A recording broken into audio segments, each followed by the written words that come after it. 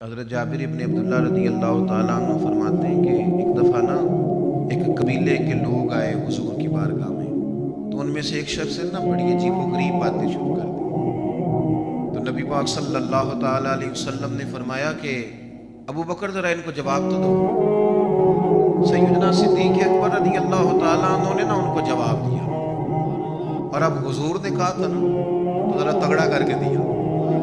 جب نبی پاک صلی اللہ تعالیٰ علیہ وسلم نے حضرت صدیق اکبر کا یہ انداز دیکھا تو حضور فرمانے لگے ابو بکر رب تمہیں رضوان اکبر عطا کرے گا۔ یا رسول اللہ صلی اللہ علیہ وسلم یہ رضوان اکبر کیا ہے؟ یہ مستدرک میں روایت موجود ہے، یہ رضوان اکبر کیا ہے؟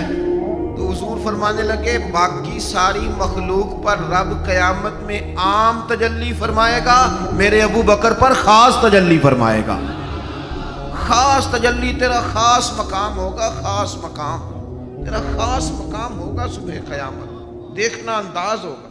گویا حضور فرما رہے ہیں کہ دنیا دیکھے گی رب نے میرے ابو بکر کو کیا شانیں عطا کی، کیا عظمتیں عطا کی ہیں، جس کو کہتے ہیں قیامت حشر، جس کا نام ہے۔